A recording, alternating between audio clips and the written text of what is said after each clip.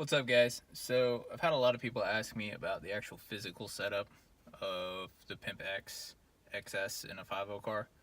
Obviously, I'm in the middle of testing and things like that, so it's not how it's going to be when it's completed. It's going to be put back in like factory, but I'm not a big fan of yanking a factory ECM out over and over again. When I was using the mullets was not for me, so I got used to having the ECM just laying in the floorboard while I screwed with everything and had to take it in and out. So it came time to swapping to the PimpXS. I did the same thing for now until I can be 100% sure that I'm happy with everything, the way everything's done. I'm not going to change any of the pins, change any of the jumpers, things like that. So it's up to you. It depends on how people like to do it. But for me, I have no problem laying that in the floorboard because it's not very often I have a passenger, and my fiance is 5 foot tall, so her feet barely even touch it in the first place. So anyway, so what I've done is at this point I've gone ahead and installed it. It's currently working. I've already adjusted the tune pretty soundly. I've got the fuel table dialed in, working on timing and idle and things like that, trying to get that squared away. But what I wanted to show y'all on this video, for those kind of interested, this is something that I came up with. Stinger tells you that you can go cut up a factory oxygen sensor harness and splice it into a aftermarket wideband to then basically use all the factory harnesses with an adapter to use a wideband and make it seem kind of seamless. They sell their different versions of the wideband that they have really good success with. Everybody runs their own version of it. As you can see, I've got a ZT3 Zetronics. This is a hand-me-down from my dad's car, but it works just fine, so there was zero reason not to run it. In terms of how I decided to wire it, that's where things came in differently. Now, they tell you you can go and create the adapter harness. I've actually got a couple extra oxygen sensor harnesses floating around just from all the different cars I've had. It works. However, I have the gauge in here.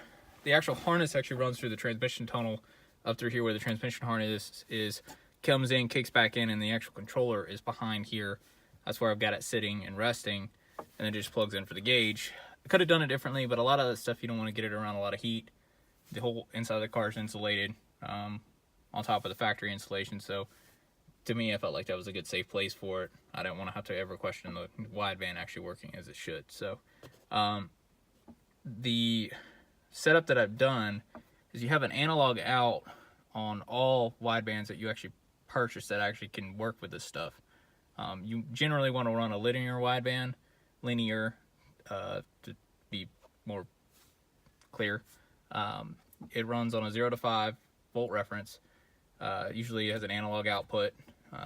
Depending upon what it is or who makes it, sometimes you can actually hook it up to a laptop extraneously from the PimpXS, but it just depends what you want to do. Now, when it came to how I wired it, white wire is currently what I'm using for the analog for the 0 to 5 volt output, which is actually how basically it tells the Stinger what's going on. Now, they tell you it has to run to pin 29. Double check me on that, but 99% sure. Runs to pin 29 on the factory harness, and that's where it would also run if you use the factory harness down below with the oxygen sensors. Mine's just unhooked, but you either run it from the bottom side with an adapter harness that you make yourself, or you go and you run you come up top, find your pin 29, do it by color, also do it by count, because they're not always the same. You need to be careful with that. Then cut it, 6, 7, 8, 12 inches off, wire it into wideband, kind of like what I did, and then just, leave the wire kind of rolled up, the factory wire rolled up in the harness, and unplug your narrow bands. I don't really like doing that. I don't want to cut a really nice factory harness. This is actually a conversion car that I did myself, but I did it very, very, very thoroughly. It's actually a 93 Cobra harness is what the engine harness is. It's out of a low mileage Cobra that got wrecked. Thing is pristine. It's probably one of the nicest harnesses I've ever seen, so I kind of paid a premium for it, but I knew that I was going to be running something like this at some point, so I've always been really careful not to modify it too much. Other than removing the salt and pepper shakers and running Deutsch connectors in their place, 12-pin Deutsch connectors, I haven't touched it. It's all original, other than being restored. So In this case, I actually went and picked up a old Speed Density 5.0 harness about a year ago or so on trade, and I've been using it pretty consistently to try and use it for different connectors, things like that, because it was actually in really good shape. So what I did is I went and found pin 29 on this harness, depinned it, took a big, nice, 12-inch section out of it with the pin on it, and then depinned the original harness, as you can see here, what you see right there, which is hanging loose. That's actually the OE pin 29 in my harness. And then I've got this wire here is currently running into pin 29 and taking its place, and there's no permanent modifications needed. So if I ever decided to sell the car or go to an aftermarket harness or something, I'm not selling a butchered up harness to somebody. I would never want to do that to somebody in the first place. I know that I wouldn't want that to happen to myself, so I don't do that to people, and this is just makes me feel better about the car being more original. So when it comes time to actually put it away, I'll mark what pin it is, send it on its way, and it'll be good to go, and it'll be wrapped up and won't hurt anybody. There's no voltage, it's just a dead wire at this point. So the cool thing is for anybody that's actually interested in doing this, you can go out at a junkyard, find an E4 car, or anything that uses a 60-pin connector like that, and pretty much recycle one of the old pins and a piece of wire off of it. It doesn't have to specifically come from pin 29. I did it because I like the colors to match, and I'm weird, but everybody's different. And in this case, that's what I did. But I have some extras. If people need them, you can always holler. This will be on YouTube. I've been sharing it on Facebook and different places like that for folks interested, because there's not a lot of this information out there. But this is how I'm doing it, and it makes it a very clean install. It keeps me from permanently modifying the car to the point where I have to physically go back and resolder wires or do a repin or do anything crazy. This takes that completely out of the book. So I guess it's just not very common, in of course in the book for them, that somebody has a spare 60-pin harness sitting around. So this is my first foray into kind of showing y'all how I installed it. I'm going to show you some other stuff here shortly as to how I did it and what I'm doing to kind of overcome certain things. Other than that, it's actually installed pretty easily. After putting it in the car and dialing in the very, very beginning bass tune, which I'll show you all later, it was kind of rock and roll, and just had to get it dialed in on fuel and then do the very first test drive, which was frightening because I watched the wideband bounce all over as it tried to dial in for my first initial adjustments.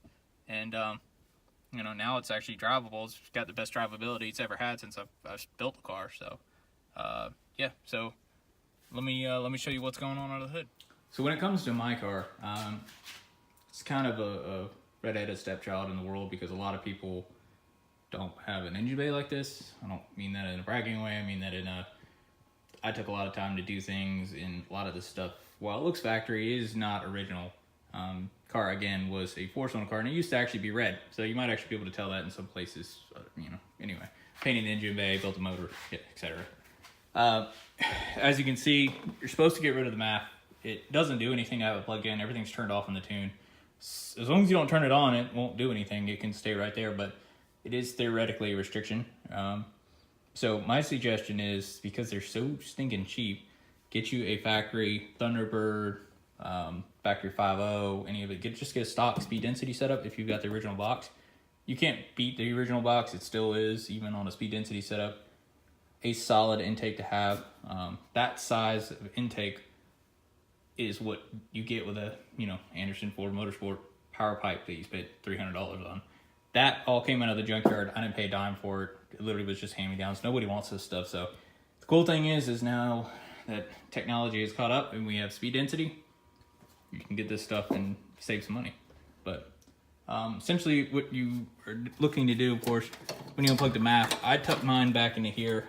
Everybody has their own special place where they want to hide it. Definitely don't suggest clipping it. Keep it somewhere where you can come back to it, because you will regret modifying the harness. I just paying another $200-300 for a harness in the case that you ever decide to run map, or you butcher up the factory harness too far and you can't figure out how to fix it. Just be smart about the way you modify it. The way I ran the map wire or the map hose is through the grommet. That right there will take you some time to do. I had to pull the grommet out to slide it through. It took a little bit. Definitely not gonna lie. Those grommets suck in the first place. That was a pain in the ass to put in as it was before I even tried to do that when I was building the car the first time. It sucked in again. So just be aware of that. As you can see, it's just kind of laying on there because I'm doing a lot of tweaking and tuning. I didn't want to pinch it, so take that out of it. And the way you want to actually mount it is, or actually hook it up to, of course, is this inlet right here, which has pretty consistent, has a pretty consistent feed. So I've been to get pretty steady map readings out of it. It's actually better to have it hooked up to the intake if you can. You get a more true reading of what's going on the engine, but to each their own. Eventually I will probably hook it up there, but for now it's doing what it is, and the car's not boosted at the moment, so it really doesn't matter. It just requires a little bit of good faith that that plastic hasn't broken yet. So fortunately that's a low mileage one off of another parts car that I had. So yeah, so in terms of your actual physical differences under the hood, get your map line run, get your map taken out, and I mean just make sure that your set screw is pretty much dialed in as best as it can be with what you're running. And then if you got any sort of an advance in there on the distributor as is, dial it back to 10 degrees if you can, as you have the car now before you put the PimpX in it. That way it makes it easier to dial it in later. You can use Tuner Studio to help you dial it in, but you know, it's easier to do it, you know, ahead of time and try and take out all the guesswork as you can. So in terms of the actual physical install, it's pretty much what you need to do. Take out the factory ECU, get it out of the way, either get a pin like I did, or go down, use the instructions that they give you, wire up the O2 sensor through the bottom side up on the back side of the motor, or do like I did where you've got the controller inside the car, and then just gator clip into the pin 29, or if you're running both, pin 29 and I think it's 43 is the other one, don't quote me on that, but just gator clip into it and it works, feeds into it, everything works as it should. My suggestion is to leave the ECU out on the ground and have it sitting there while you tune. It's a lot easier to deal with. If you ever have any questions, you ever have to doubt yourself about the jumpers, anything, you can do it. It's a lot easier. So definite suggestion there. Just don't install it because it's a pain in the ass and it's very, very frustrating to have to go back and do it again. So yeah, go ahead and do it that way. But once you get it installed physically, get your wideband hooked up and delete all your factory, you know, smog and emission crap if you don't have it now, cool, but delete most of that, take it all off, wire in your map, or hook up your map, take off your map, and then you're in business. It's, you know, if you can dial in the timing ahead of time, that'll help, but you really don't have a lot to do. It's a pretty turnkey system, at least in the very beginning. So that would be my suggestion. But from here, yeah, I'm gonna have to leave you guys again and come back to you with some more tutorials on actual Tuner Studio in regards to the PimpXS, excuse me, and certain things you're gonna have to overcome. I had a few things that I had to overcome with getting idle down and bass tuned down, and things I was doing wrong, things that weren't adjusted right. You know, do not take for granted that they actually dialed that tune in at all to anything that is even remotely relevant to what you're doing. To give you an idea, my car, when I ordered a tune for a 5.0 heads cam intake, mild cam, naturally aspirated motor, showed up with 36-pound injectors, it was a 331 cubic inch displacement, set up for, it was set up for all kinds of stuff. It was just all over the place. So once I dialed it in and got at least a little bit better right out of the gate, it's been pretty good so far. So 2 thumbs up, Stinger. Y'all are doing great and been really responsible on the forum. So yeah, so like I said, I'll leave y'all here and get back to you again.